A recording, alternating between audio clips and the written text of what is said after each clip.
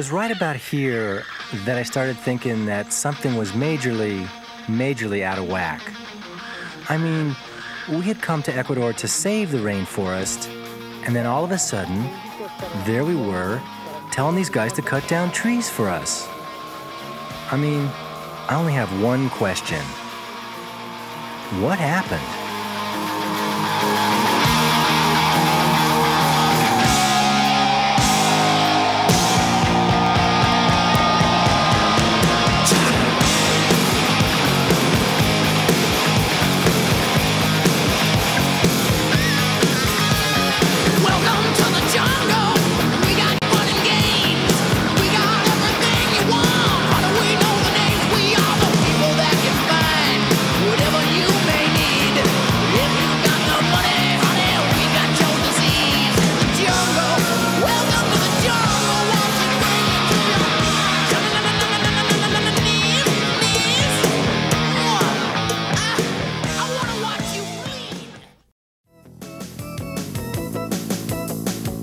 I guess it was right around Earth Day when the whole thing got started.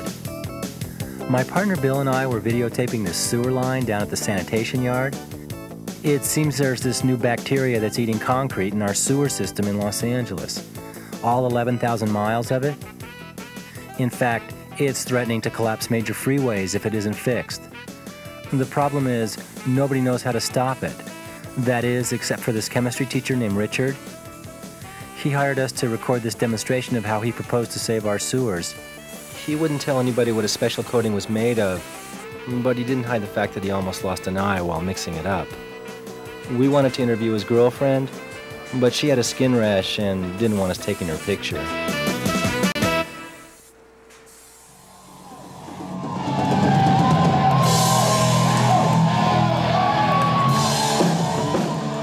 We've been camera guys for about 10 years, filming anything and everything you can imagine. All in all, it's actually a pretty cool life. But like anything, one day you wake up and say, I want to use what I know to do something. More. You know, better. For us, it was ecology.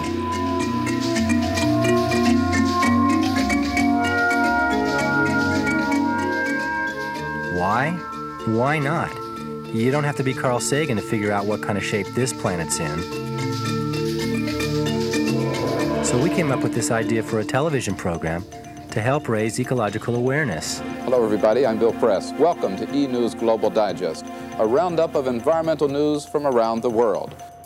The idea was to recycle information by taping environmental news stories off the air, editing them together, and selling cassettes to schools or whatever. Guam, tropical paradise, being swallowed from within by garbage. Something bad is happening in the Atlantic Ocean. In San Francisco, some people are pointing to the baking of bread as a health hazard. In the middle of all this, we got a hot tip on a real story that hadn't been on TV yet. A group of Ecuadorian Indians were coming to town to talk about rainforest destruction.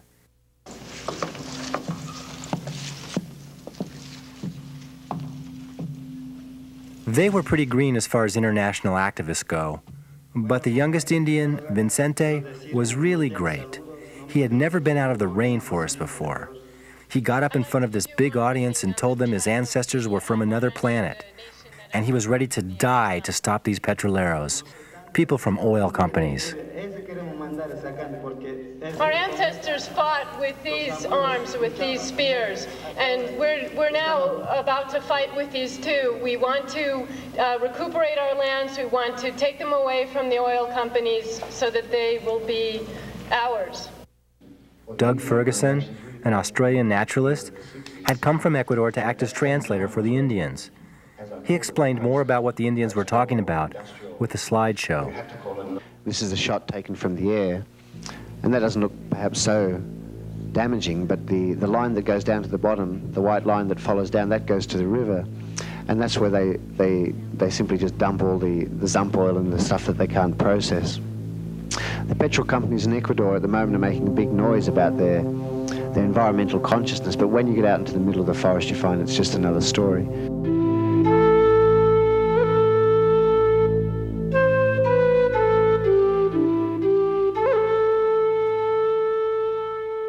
The Indians wanted money, of course, but not from us. What they wanted us to do was come to Ecuador to make a film to help save their rainforest. A couple days later, we received a letter from ABC News. They said they saw our program E-News and had a few comments. They said they didn't see the program as information recycling. What they saw was copyright infringement. Furthermore, they threatened us with a lawsuit if we didn't recall all the tapes and erase them. We didn't recall the tapes, but we did buy some plane tickets and headed for Ecuador.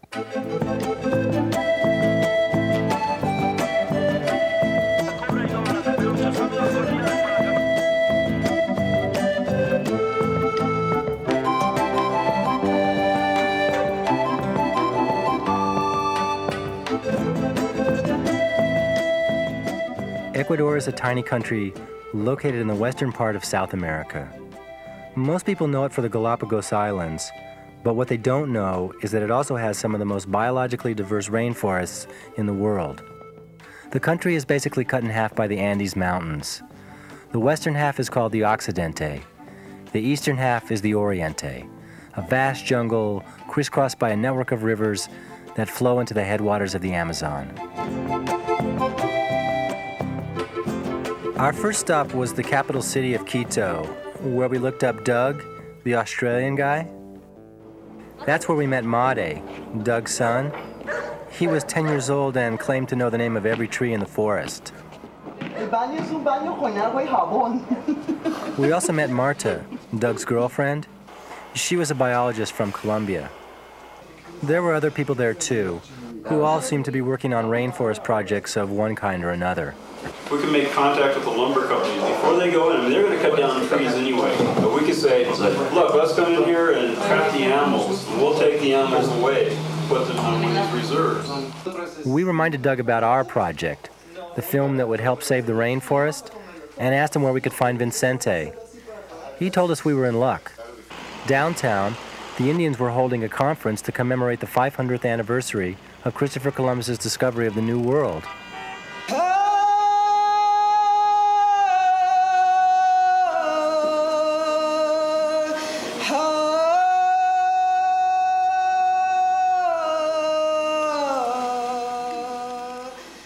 The conference was sponsored by an Indian organization called CONAI.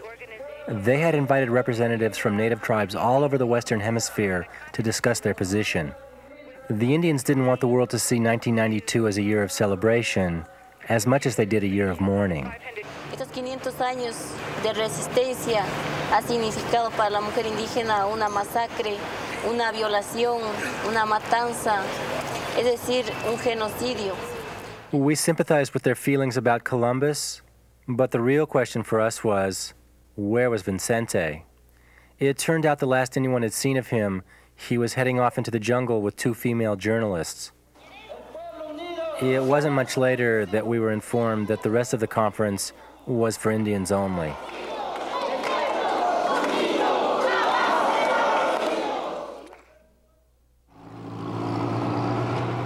So there we were, 2 camera guys with 3 cases of fresh Japanese tape and nothing to shoot, except for the opening of a new General Tire store around the corner from the conference.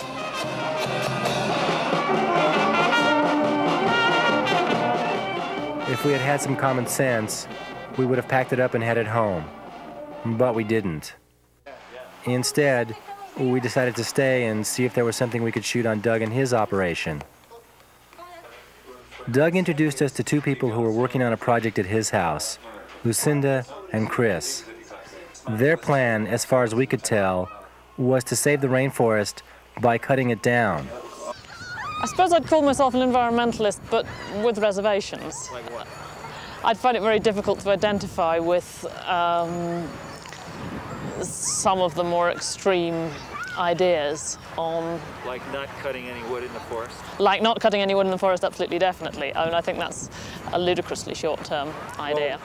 It turned out Chris and Lucinda were woodworkers from England. Lucinda designed custom furniture, and Chris was a cabinet maker. Both were users of tropical hardwoods until they learned that they were contributing to the destruction of the rainforest. All the environmentalists were saying to us, okay, don't use timber unless you can show it comes from sustainable sources. And so me and many other people in the wood-using industries in the UK, we just looked around for sustainable sources and realized that there weren't any. Their environmental concerns led them to join forces with Doug to form the Ecological Trading Company, whose goal was to introduce sustainable forestry into Ecuador. We felt at least it would be fun to try and see whether we could get something started where clearly nobody else seemed to be providing us with that story. And that's really the reason why we're here. We're generating this story from scratch. Typical timber companies clear-cut the forest. That is, they chop down every tree, whether they need them or not. What the Ecological Trading Company does, on the other hand, is go out to the forest and count the trees. Then, using a computer, they create a management plan. It tells them how many trees they can cut down per year without harming the forest ecology itself.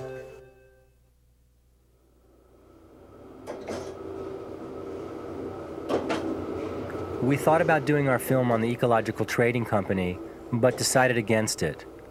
What we really wanted to shoot were the bad guys, the petroleros who were destroying Indian lands. That's when we met Morley. He was a biologist who specialized in caterpillars, but who had given that up to become a filmmaker. Morley told us that if we wanted to see the true face of villainy in the forest, he and one of Ecuador's most experienced guides were available to lead us on a journey down the pipeline. Where do you think we can find a rent-a-car? The airport. You think we have to go all the way out there? Yeah. Well, there's nothing here. Well, there's probably nothing in the airport, is there?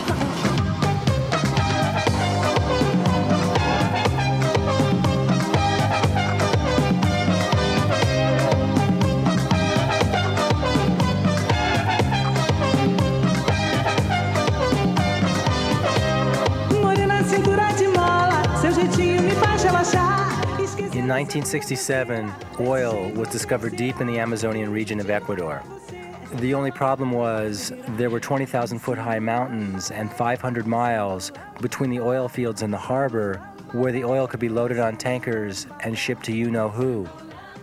So in 1975, after the first Middle East oil embargo, the Ecuadorian government and Texaco made a deal to build a pipeline that could get the oil to where it needed to go.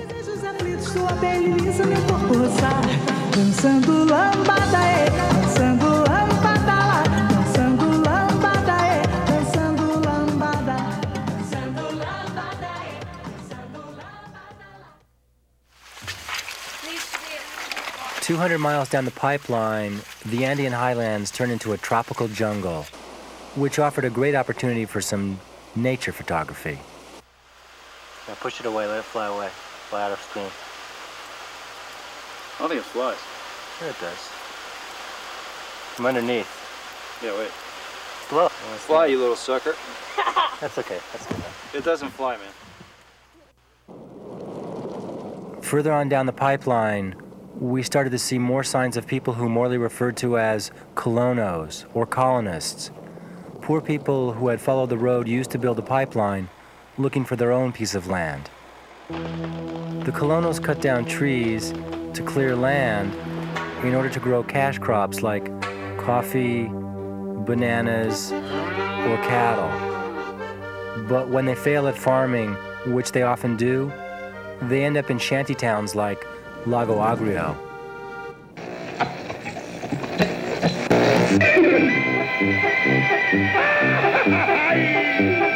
¿Por qué no le has seguido?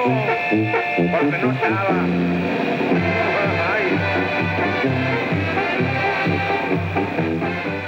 20 years ago, this entire area was virgin rainforest. Since then, the colonos have cleared over 2 million acres of trees in this region alone. But that didn't seem to bother our guide any. He was just glad to have an excuse to get out of going to school.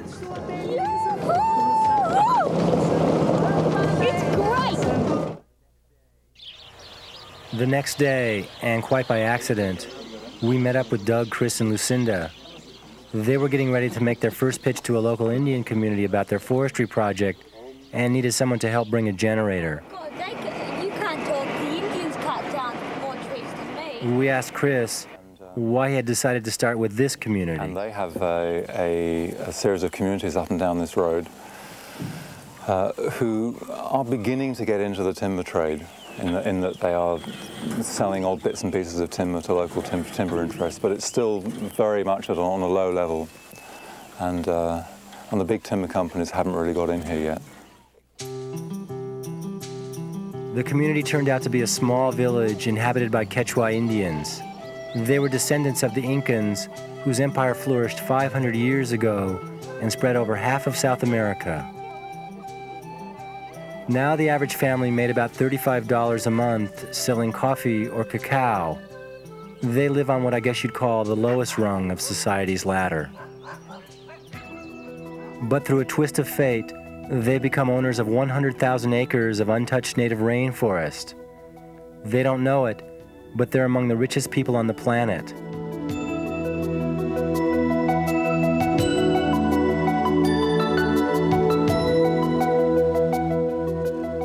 What Doug and Chris needed to do was persuade these Indians to sell their trees to the Ecological Trading Company rather than one of the regular timber companies.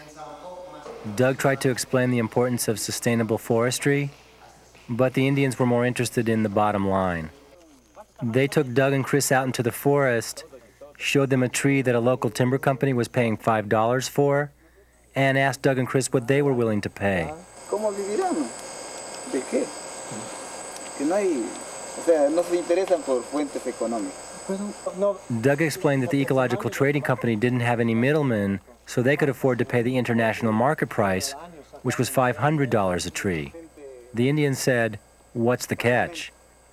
The bad news was they could only cut down a small number of trees per year. But the good news was there would be trees to cut forever and ever. Es más fácil si ustedes se dedican a sus chacras, dejar la compañía entrar, poner las billetes en la mesa y dejarles hacer lo que quieren salir.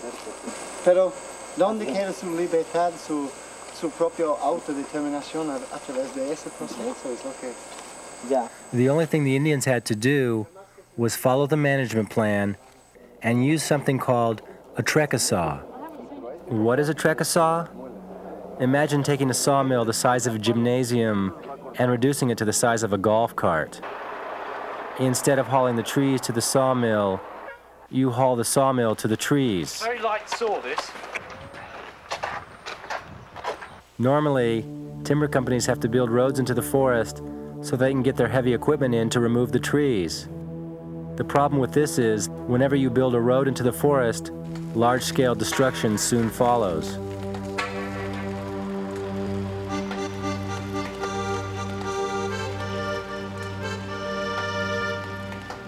With the trecasaw, you eliminate this problem because it slices the tree into boards right in the forest and makes it possible to extract the wood without having to put in a freeway. The Indians were interested in the idea, but first they wanted to see a demonstration of the saw. So Doug and Chris promised to return as soon as it arrived from England.